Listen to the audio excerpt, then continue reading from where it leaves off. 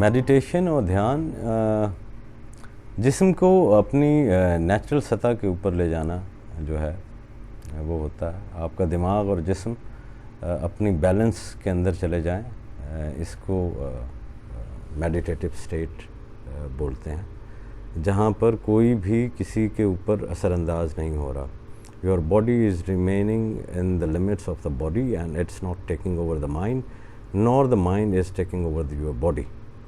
So you achieve a state of a certain blankness at your conscious plane, which in return whatever spiritual benefits gives to you, that is your own experience.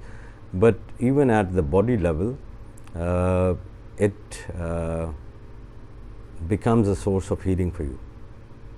تو مراقبہ میرے خیال میں اگر جو ہے آج کے دور میں لوگوں کو مراقبہ کی اگر گولی بنائی جا سکتی نا ریحان, تو تمہاری میمن طبیعت جو ہے وہ سب سے پہلے بنا لیتی, کیونکہ تمہیں پتہ ہے, تم نے ایکسپیرینس کیا ہے اس کے جو اثرات ہیں جی. تو آپ نے اس کو بیچ دینا تھا اگر کاش گولی بن سکتی. لیکن اب کیونکہ یہ گولی بن نہیں رہی ہے, تو وہ جس طرح سے بیچی جا رہی ہے اس میں پھر وہ میڈیٹیشن کے سینٹرز جو ہے وہ ہیں. لیکن یہ وہ پہلی ہیومن ٹریڈیشن ہے جس میں انسان نے اپنی ذات کے ساتھ وہ سوال پوچھے جو کہ بنیادی تھے. میں کون ہوں, میں کہاں ہوں, کس نے مجھے بھیجا ہے, کہاں مجھے جانا ہے. تو وہ پہلی اسٹیٹ جس کے اندر انسان dives deep, tries to go deep into his consciousness to find out the answers.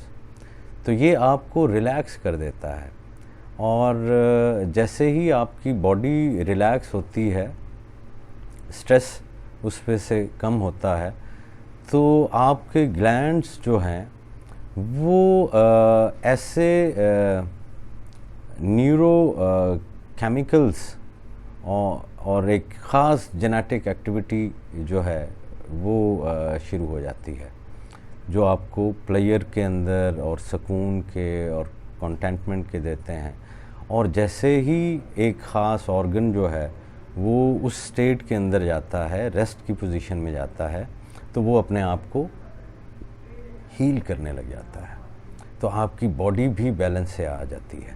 تو اس میں مراقبہ میں جہاں پر روحانی فوائد ہیں, نفسیاتی فوائد ہیں, آپ کی میموری بھی اچھی ہو جاتی ہے, آپ کی توجہ بھی ہو جاتی ہے جی, اور آپ ایک دھیان اور توجہ کی دوسری سطح پر پہنچتے ہیں. اس کے ساتھ ساتھ ہی یہ آپ کی باڈی کے اوپر جو ہے وہ بھی بہت اچھے اثرات چھوڑتا ہے.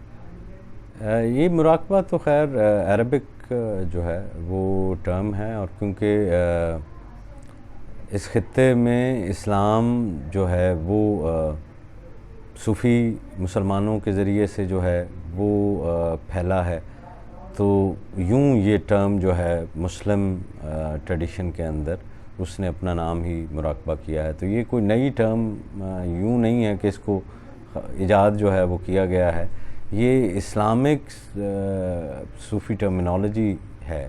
یہ دھیان دینے کا جو ہے وہ توجہ کا مرکوز کرنا ہے جی, اور یہ صرف توجہ ہی کا مرکوز کرنا نہیں ہوتا ہے. دھیان جب بھی جیسے آپ نے کہا کہ دھیان دو, تو اس کا کیا مطلب ہوتا ہے, وٹ یو امپلائی از کہ توجہ کرو, اٹینشن جو ہے اس کو کسی ایک جگہ کے اوپر فوکس کرو. تو میڈیٹیشن جو ہے وہ اٹینشن کو فوکس کرنے کی ایکسرسائز نہیں ہوتی ہے جی. یہ جو ہے یہ جو آپ کا کانشیس پلین ہے اس کو کوائٹ کرنے کی بات ہوتی ہے.